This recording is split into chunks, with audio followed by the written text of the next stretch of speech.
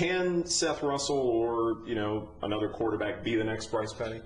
Gosh, I hope so. Bryce did pretty well for us, and that's, at the end of the day, that's what we look at. He won us 2 Big 12 championships. He had 9 interceptions out of 840-something passes over 2 years. So he just did a great job of leading us in a time that, a lot of people might not have thought we could win Big 12 championships, and he won 2 of them back-to-back, along with a lot of other good football players, to go with him. So, we'll see if, Seth's the guy. It's some big shoes to fill, so they're going to have to do a great job. Put up some huge numbers in a scrimmage recently, and you said he just did okay. Mm-hmm. Well, what is his potential level? Well, I tell you, that's the tough part right now, because the expectations are so high, and if there's one little mistake, and it's really blown out of proportion. So we've got to try to be realistic with him, whoever it is in there, because it's not really fair. It's not fair to him, but that's just the way it is, So he's got to go in there, and he's got to be, borderline perfect every time he steps on the field. But when you got great people around you, you're in a good system that you understand, you should be that way. Corey Coleman, Katie Cannon, good alliteration there. Do you have a nickname for this tandem yet? Not together, but we do individually for them. But those guys are very dynamic. They're really, really dynamic football players, and they bring different things to the table. KD is just straight ahead, flat out speed. Corey's he's just an explosive, tough guy with really almost a mean mentality. So he's really a great leader for us from an offensive standpoint. Lineage of receivers in this program, has definitely made a name for itself. Do you feel like this could be the best tandem in college football?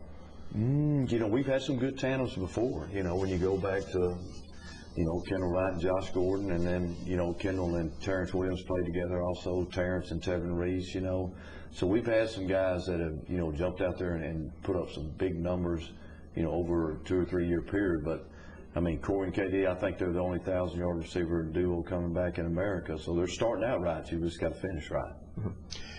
Do you get tired of the talk about the playoff thing from a season ago? Not really. It's specifically about us, or about in you general. Guys and how that went. Not really. We knew somebody was going to be fifth. We just didn't know it was going to be us. And the way we look at it is 2 things. First of all, I feel like if you go undefeated, you're in. So that was a situation where, we went 11-1. Should have gone 12-0, and then we know we're in. And then secondly, just kind of down the stretch, there weren't any upsets. The last week, everybody that was expected to win won. And so nobody jumped up and got in there. We didn't get in there. TCU didn't get in there, because I feel like the committee kind of had an out with us, and they took that and used it. And, here we go. But there'll be other days. It's interesting, after the playoff made their announcement, one of the things that I kind of concluded from your comments about it was that it seemed like the Big 12 was getting disrespected nationally in some way.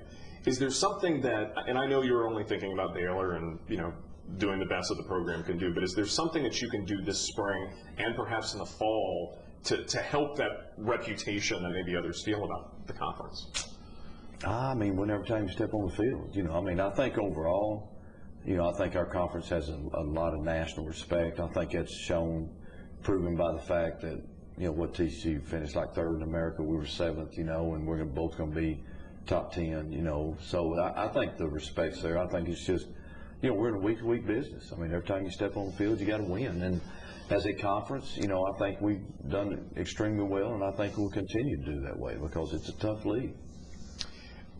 Baylor does not play a Power 5 non-conference program until 2017. Obviously, you can't just pick a team and then play them right away.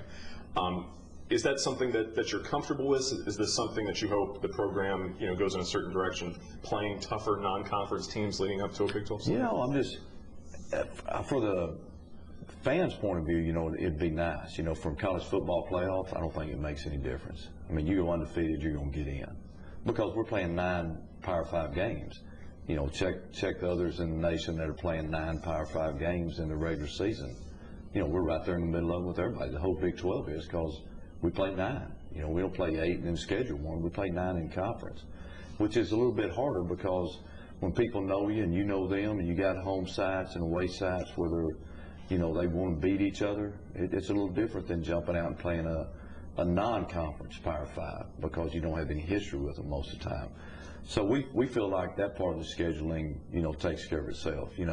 Whatever happens in the future, I'm good with. Looking ahead to this season, can Baylor at TCU be the biggest game in the college football slate? I hadn't even thought about that, quite honest. I mean, Baylor at SMU is the only thing that I'm concerned with. That's a Friday night game opening up over there against Chad. So that's going to be a huge game for us. And honestly, that's where all of our focus is at right now at this time.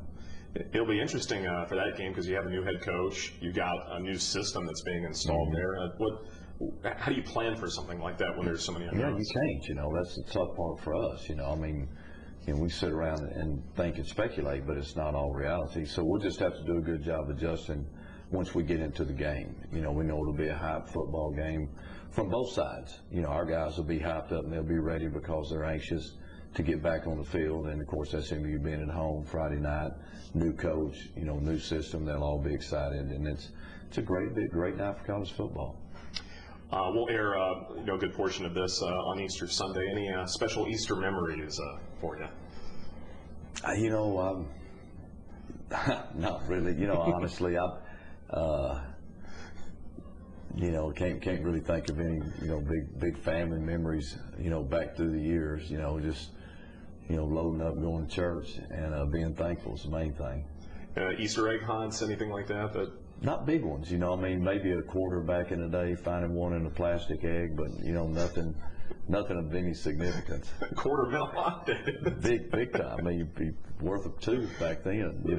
Tooth Fairy had a quarter also. So, Easter Bunny and Tooth Fairy usually had a quarter hanging around.